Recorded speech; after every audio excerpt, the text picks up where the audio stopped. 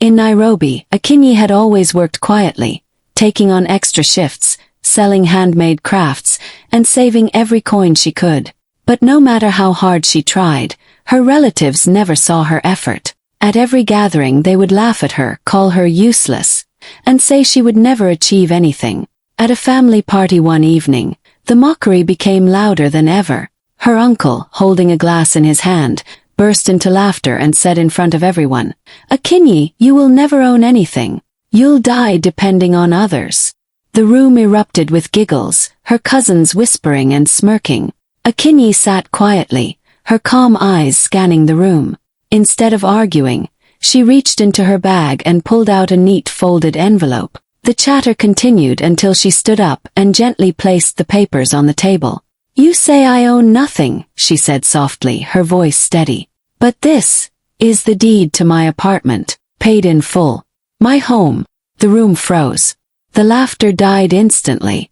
One cousin leaned forward, eyes wide, reading the bold letters at the top of the document. Murmurs spread quickly. "She bought a house.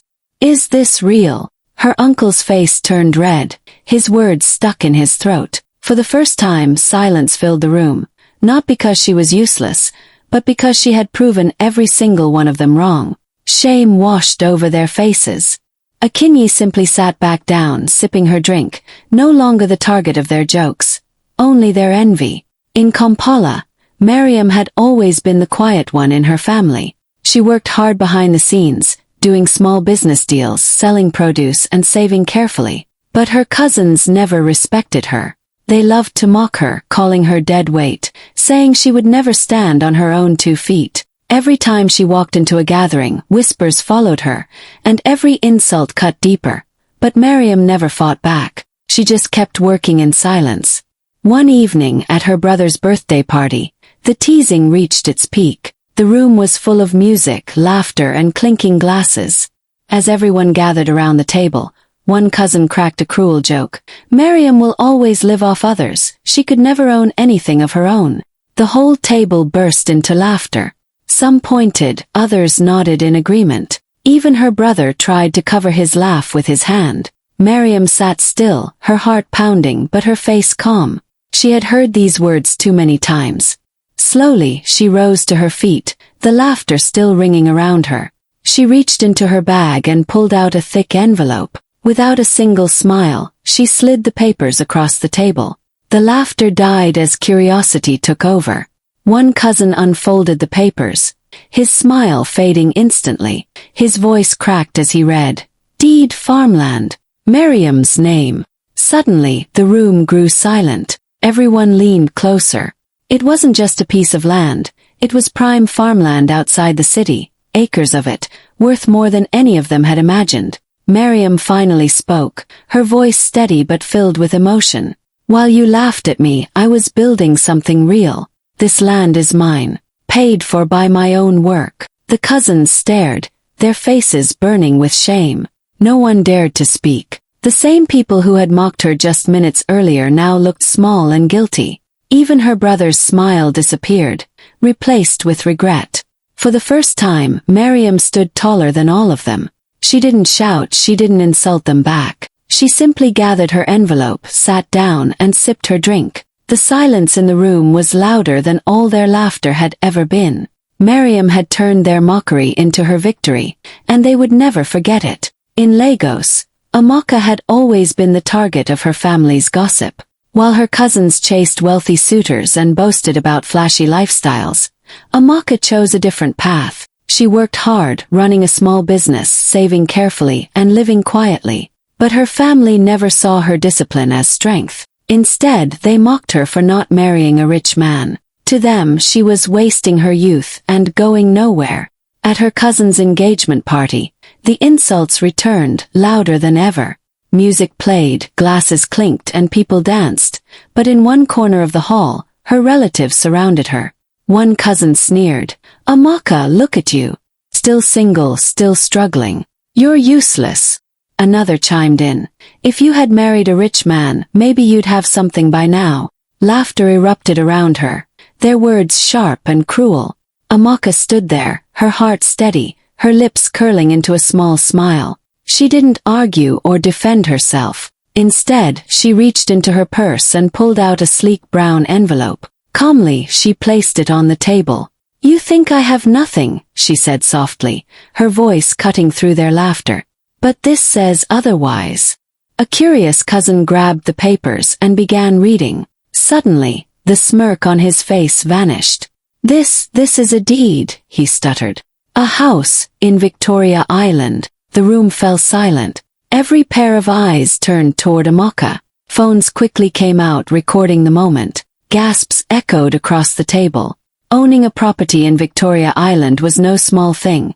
It was wealth, security, and success all in one. The same relatives who mocked her now looked at her with shock and disbelief. Amaka's smile grew wider, but she didn't boast. She simply said, "I may not have married rich, but I built my own wealth." Her words landed heavy, leaving everyone speechless.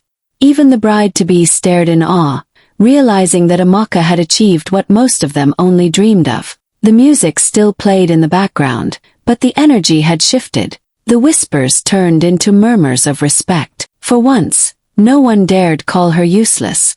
Amaka had turned their laughter into silence, their mockery into envy. She sat down gracefully, her dignity shining brighter than the party lights. While cameras captured the moment, the useless girl became the star of the night. In Accra, Efua had carried the weight of her siblings' insults for years. They called her lazy, a burden, and a failure. Whenever she tried to speak about her plans, they laughed at her dreams. She worked quietly, building her small business from scratch, but no one in her family believed in her. To them, Efua would always be the useless one. That Christmas, the family gathered around a long decorated table, the smell of food filling the air, laughter echoing through the room. But once again, the laughter turned against Efua. Her eldest brother smirked and said loudly, "Efua, tell us, how does it feel to live such a failed life?" Her sister added, "Maybe one day you'll actually achieve something, but not in this lifetime." The whole table roared with laughter, pointing at her as if she were a joke. Efua sat quietly, her face calm but her heart burning.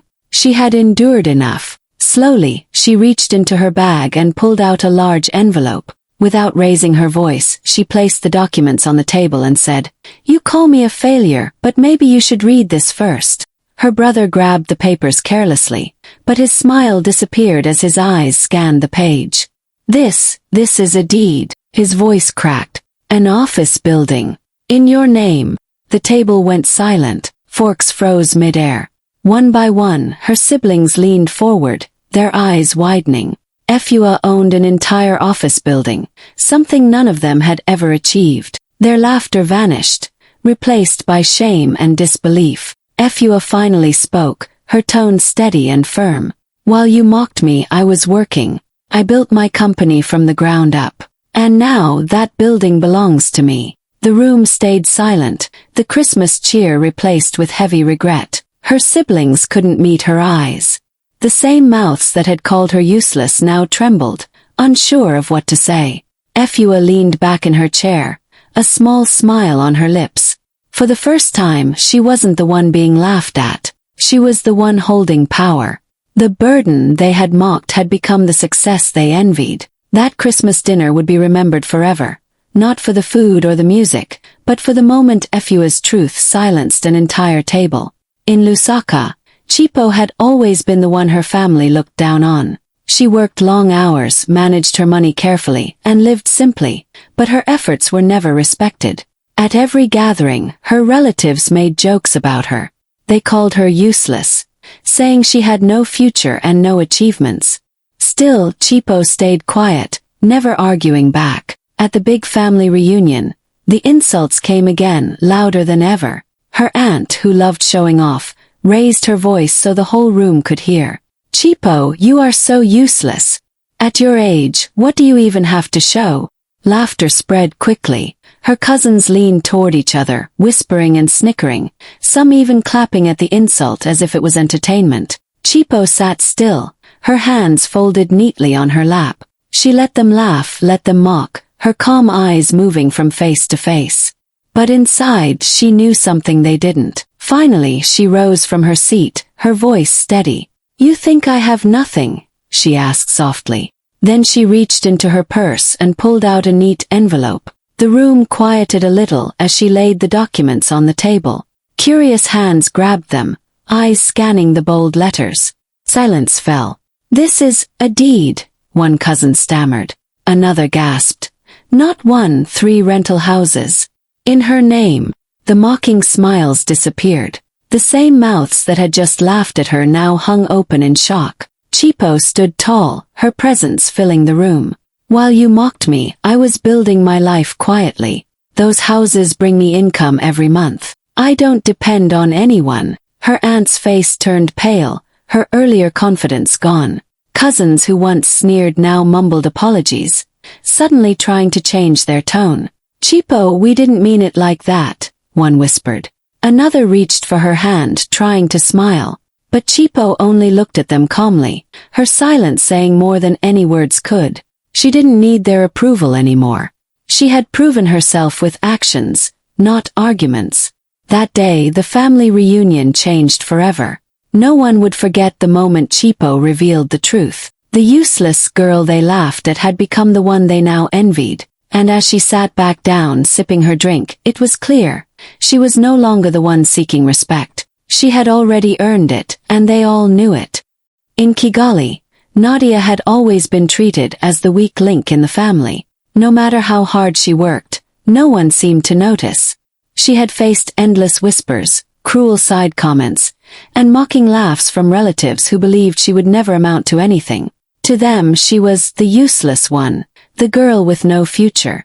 At her cousin's wedding, the whispers grew louder. As guests danced and laughed, Nadia could hear her aunts and cousins murmuring behind her back. "Look at her, she has nothing," one said with a smirk. Another added, "At her age, she should have built something, but she's still empty-handed." The words stung, but Nadia kept her head high, her calm expression hiding the storm inside. Later in the evening, as the music slowed and the room grew quieter, Nadia decided she had heard enough. She stood up, her voice soft but strong. "You keep saying I have nothing," she began, and the chatter died down, all eyes turning to her. "But maybe you should know the truth." From her small handbag, she pulled out a crisp envelope and held it up. Carefully, she unfolded the papers and placed them on the nearest table. A cousin grabbed the document first, his eyes widening as he read aloud. "Deed, downtown Kigali. A cafe space? In your name." The room went completely silent. Forks paused midair. The same family who had mocked her seconds ago now looked stunned, their smiles frozen. Owning prime property in the city center wasn't just success. It was power. Nadia looked around the room, her voice steady. "While you mocked me, I was working. And now, I own a cafe space in the heart of the city. I built it myself." There was an awkward shuffle. Some relatives tried to clap, their faces tight with forced smiles. A few muttered congratulations, but the shame on their faces was clear. The girl they had dismissed had already surpassed their expectations, and their pride couldn't handle it. Nadia didn't wait for their approval.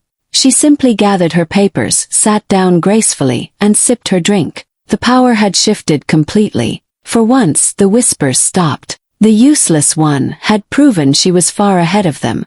And that wedding night, everyone in the family realized Nadia was no longer the girl they could laugh at. She was the woman they would have to respect. In Dar es Salaam, Zainab was always the quiet one in the family. She never boasted about her plans, never showed off her hard work. Instead, she kept to herself, focusing on her job, saving carefully, and making smart moves that nobody noticed. But because she didn't talk much, her siblings and relatives assumed she was going nowhere. They teased her, calling her unambitious, saying she would always depend on others.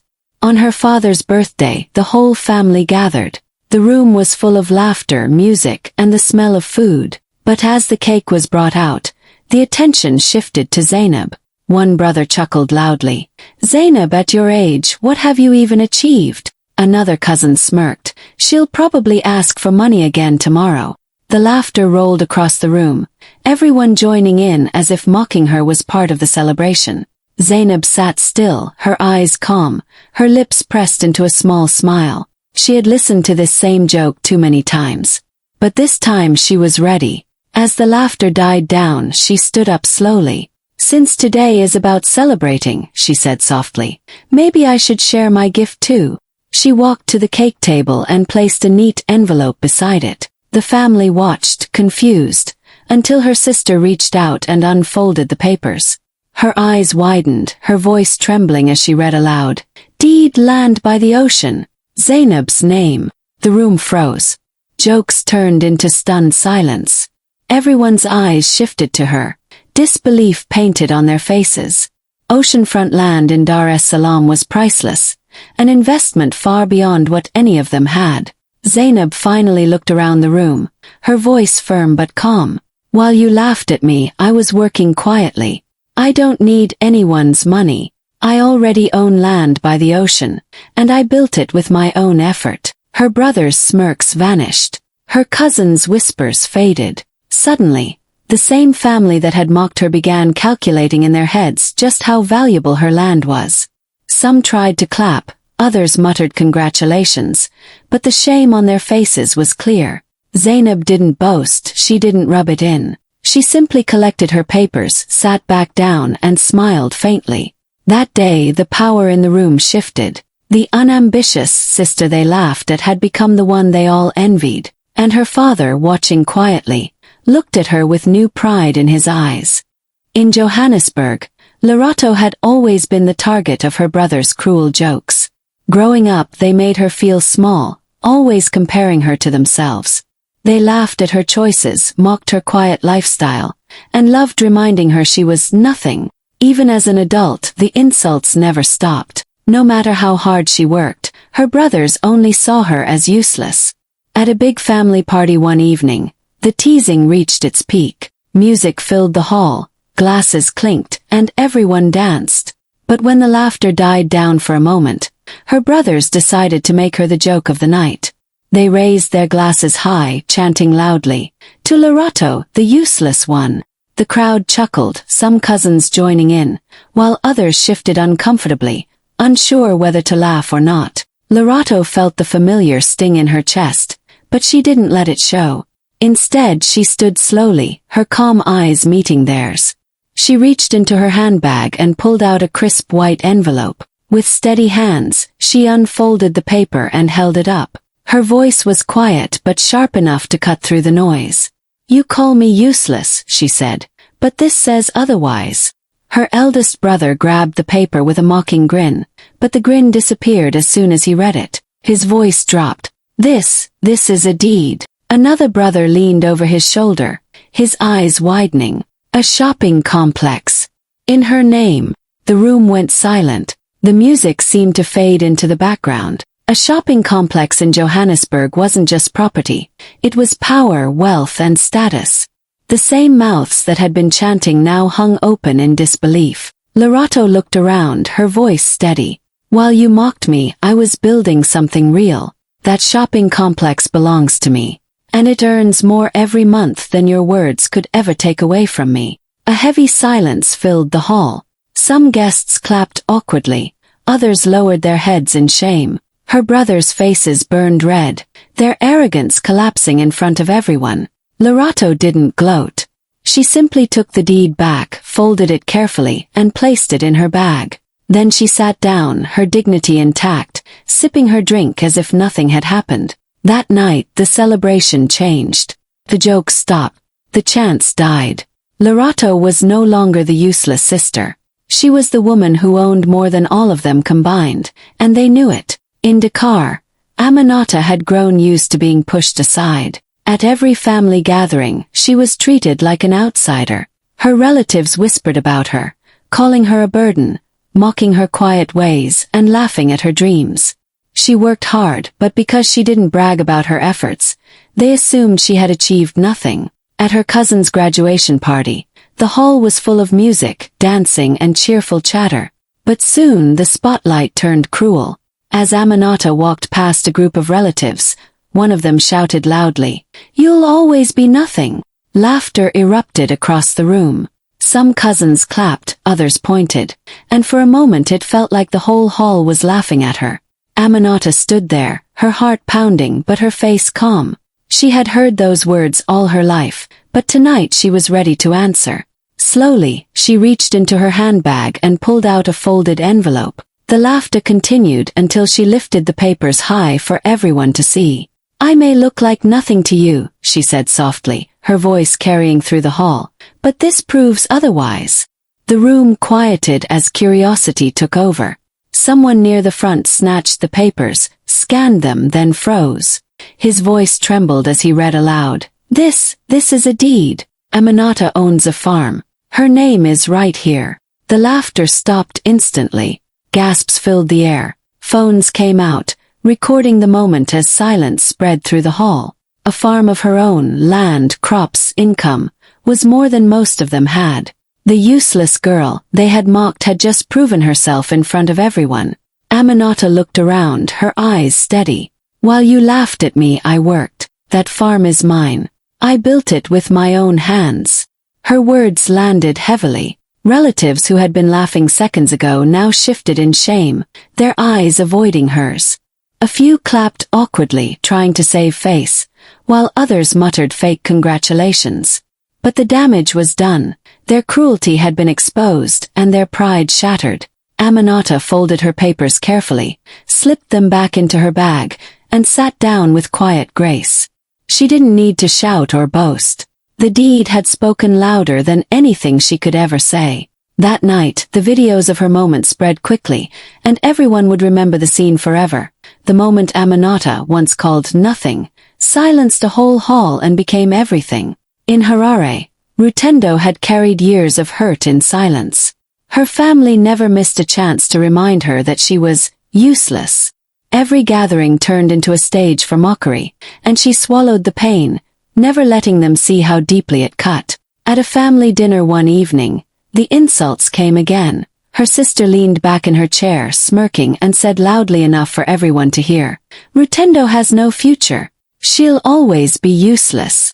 The table erupted in laughter. Cousins giggled, uncles shook their heads, and the sting of shame hung heavy in the air. Rutendo stayed calm. She didn't raise her voice, she didn't argue. Instead, she reached into her handbag and pulled out a plain brown envelope. With steady hands, she slid the papers across the table. "If I'm so useless," she said quietly, "then maybe someone else should read this." Her brother unfolded the papers, his laughter dying mid-breath. His eyes widened as he scanned the page. This is the deed," he whispered. "To the house. Our parents' old house. In your name." The room froze. Gasps echoed around the table. Her mother covered her mouth, tears welling in her eyes. That house had once been the pride of the family, but it was lost years ago. No one had managed to get it back, except Rutendo. Tears rolled down cheeks. The same people who mocked her now struck with shame and awe. Rutendo's calm voice filled the silence. "While you laughed at me, I worked to bring our home back." That night, the useless sister became the hero, and no one at that table would ever look at Rutendo the same way again.